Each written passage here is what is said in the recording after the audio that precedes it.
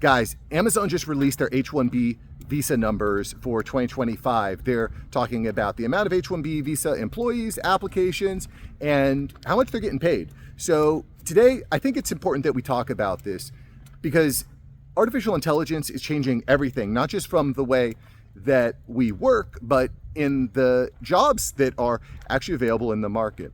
But you don't just have to take my word for it. Listen to what CEO of Amazon, Andy Jassy says. He says AI will reduce our total corporate workforce over the next few years. So how does that impact you as maybe an employee or as someone who is looking for a job in one of these sectors? We're going to talk about it today, and we're going to talk about how we can actually stand out and remain relevant. Because listen, as a man, you're going to need to provide for your family. Listen, I don't want to go off on a big tangent here, but the other day I had a few people ask me, Mark, why do you speak to men in your videos? And why don't you speak to women? And listen, women, this impacts you too. But men are, in my opinion, especially vulnerable to what's happening in the workforce because we have an immense amount of pressure on us to provide for our families, for our kids, for our communities, for our parents, for our wives. We need to provide a good life. And the reality is that men and women are a little bit different in the way that we feel loved. Men need respect. We need to feel respected. And if we lose our jobs to a robot or to someone overseas, it's going to be hard for us to feel that love and respect that's required in order to be a positive impact on society. So while I love women, I love my daughter, I love my wife, my mom, I think that men are particularly vulnerable to what's happening. In any event, I don't want to go totally off on a tangent, but I do want to talk about the H1B visa program. A couple days ago, I'll post a link to it here. I recorded a video about how Amazon is implementing AI, and it was really fascinating, got a lot of feedback. A lot of people mentioned that they felt that the H1B visa program was the main problem within the organization as far as how the American workforce looks. And so I said, let's dig deeper into that. So you can check out that video here, but today I'm going to show you and kind of go through what I found and give you my opinions on the H1B visa program and whether or not your concerns are warranted. So one thing that is clear to me is that AI is accelerating the H1B visa program. Why is that? Well, because, and this is what the tech companies say, by the way, so take it with a grain of salt. The tech companies are saying, hey, there's not enough American workers to fill these spots. We're in a race here. We're spending tens of billions, hundreds of billions, all across the board, trillions of dollars to develop the best AI models. We're in a race for superintelligence right now. And they're going all in. They're investing ton. I honestly, I don't know if there can be enough demand. They'll hire anyone and everyone if they know what they're doing. And so their stance is that there's not enough motivated, hardworking, trained STEM people in the United States, so we need to go outside to the H1B visa program. That's the stance. And quite frankly, I can respect that. I think that makes sense. I think that there's constantly, we live in a capitalistic society here. These companies, the faster we can innovate, the more of a boom we're going to see across the board. So I can appreciate that. Are they just saying that because they just want to lower their cost? Maybe. Or are they saying that because they're serious about generating better results? I would tend to lean on the latter because, again, the amount of money these guys are spending, to me, it's a race. They're all in a race, and they're willing to put it all on the line. Okay. So AI is certainly increasing the demand, particularly in fields like machine learning, data science, software engineering. Now, at this point, about 65% of approved H1B visa workers are in computer-related jobs. So, as far as I can tell, the H1B visa program is actually really important to the development of AI and technology in the United States. Yesterday, I actually recorded a video, I'll put a link to it here, about Trump and the Trump administration's AI action plan. And certainly AI is a major focus for the Trump administration, both from a energy standpoint, infrastructure standpoint, innovation standpoint. So I don't expect that the Trump administration is going to make it more difficult for companies to innovate. And again, more people working multiple projects at the same time is going to be a major factor in developing these. Now, again, just like anything, the cream will rise to the crop, and we're going to talk about how you can stand out here in a few minutes, but the cream will rise to the top. Okay, you just need to make sure that that's you and it's not someone else. Again, we're going to talk about some real strategies that you can employ to remain employed and not be replaced here in a moment. Also worth noting, the role that these companies are looking at AI. Obviously, they're kind of like taking out middle management stuff. A lot of the laborious, boring type of stuff that middle managers would do in the past is being outsourced. So you've got top skill, that's top experts that are staying in place, but middle management's getting phased out. The other thing that is being phased out are entry-level workers. The reality is that you can have an expert using AI and software and automations, creating AI agents that can perform a lot of the tasks that a beginner worker could do. And I'll give you an example. Let's say you're fresh out of law school and you want to become an attorney. Well, typically, how do you learn how to be an attorney? You're reading documents, you're writing contracts, you're reviewing things. Well, now the attorney doesn't need you as an assistant anymore. He can just implement an AI and then just kind of double check the work. So it's much faster. It's just a lot faster. So that's an issue for you there. All right. Let's talk about, though, Amazon's H1B visa program. Let's look at an overview of the program here. So as of today, Amazon is one of, if not the largest user of the H1B visa program. And again, they're specifically sponsoring workers in fields like technology, engineering, and data. Now, in the fiscal year 2025, Amazon entities filed over 10,000 labor condition applications. Over 10,000 have been filed, and we're going to talk about how many they have right now. They have just over 11,000 active H1B visa holders in their US workforce. And quite frankly, this is interesting. They've actually led the H1B visa program as far as applications go since 2020. So this is nothing new for them, which is something that, a lot of you viewers have highlighted in the last video. So they're going big, they're going hard. Now, again, keep in mind that Amazon employs 1.5 million people worldwide. So 11,000 H1B visas is not exactly a huge portion of their workforce. I'm not saying it's irrelevant. I'm not saying it's nothing, but at least as of now, it's not it's not taking up a ton of roles. Although, again, when you look at what Amazon's hiring, they might be hiring delivery drivers and warehouse workers. Those are going to be lower paid jobs than, say, a software engineer or a data scientist. So then I guess you can look at, well, okay, they only take up 11,000 roles, but what is the median or average pay of those roles versus other roles in the company? Now, some key stats here, which I think are interesting, is the average salaries. Okay, so the average salaries for the H1B visas for Amazon.com services is about 150,000. Amazon Web Services is at about 106,000. Again, it varies by the role a little bit, and about 150,000 median for their combined. And common jobs, again, are going to be software development engineer. That's about $154,000 job. Solutions architect, about 150,000. And the support engineer at about 100,000. I mean, these numbers look pretty good. I mean, they're making good money. And I mean, at the top, you could be making nearly $300,000 in some of these jobs. It's also worth noting that these salary costs, and again, if we average these out, you're looking at about somewhere between 100,000 to 150,000 average pay. That does not include other benefits like stocks, bonds, bonuses, etc. I mean, just a few weeks ago, Zuckerberg was paying out $100 million bonuses to OpenAI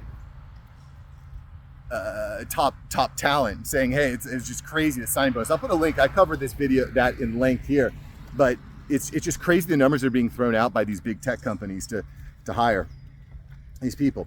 Let's look a little bit more closely at the total amount of the global workforce. So again, we've got about just over 1.5 million full-time and part-time employees in 2025. There's about 1.1 million in the US. There are 11,000, just over 11,000 H1B visa employees. That's about 1% of the US workforce.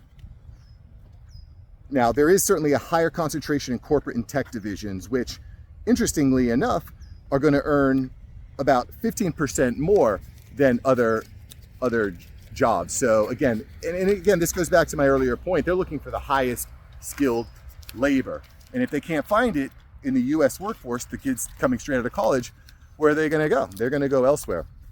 And I've been seeing a lot of guys that are in the coding field that are saying, you know, prompt coding is the future.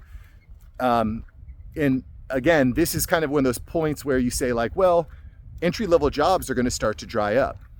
If you're fresh out of college as a software engineer or coder, it's just a lot. You're going to be very expensive. Your needs are going to be, your job is not going to be as in demand as it was before. A, because the skills that you just learned over the last 4 years are have been replaced, so you need to keep learning. But B, AI is going to be, experts using AI are likely to take up a lot of those roles. And one of the things I've been really pointing out in videos recently, and I really believe strongly in this, is that AI allows you to take risks much more quickly and at a much lower cost. Someone like me can develop an app for a few $100s to confirm a minimal viable solution. So I tend to think that we as men should be looking more at ownership, taking more risks, and then once we find a risk that's really paying off, you double, triple, quadruple down on that and follow the money, so to speak. So in any event, I think that the idea of I'm just going to get a job at one company, I'm just going to stick there, I'm going to clock in and clock out is not exactly where I'd like to be. I don't necessarily think that it's a bad idea to get a job, obviously, but relying on that job to be there in the next 5 years, I think is a little bit risky. We have to be upskilling. Now, I want to talk a little bit about some of the specific positions and how much these guys are getting paid, because I think it's interesting. And what I really wanted to do, because what I've been seeing a lot of the critics saying, a lot of people saying in the videos is that, these H1B visa workers are willing to work for 20 to 30% less than American workers. And I got to be honest, it is very difficult to validate those numbers. I'm not saying that they're incorrect, but these numbers can be fudged. So again, for example, you might be paying someone the same base salary, but this guy has stock or equity or other sorts of benefits and bonuses and different incentives in place. And quite frankly, these companies, they don't release their exact numbers. They'll say like, well, this is the median, or this is the high, or this is the low.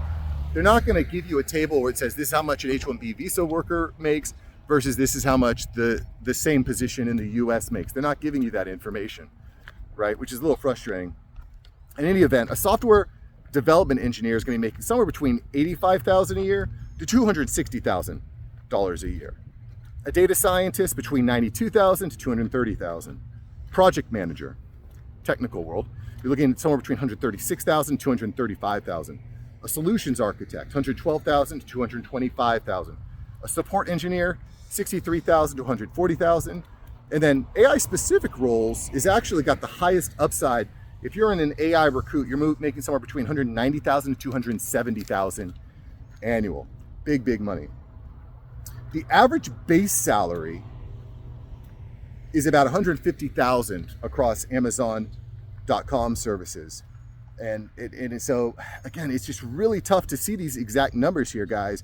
But the reality is that there's huge money here if you're able to get these jobs. And I think that's why a lot of Americans are concerned, because, it's more competition. But I got to be also honest.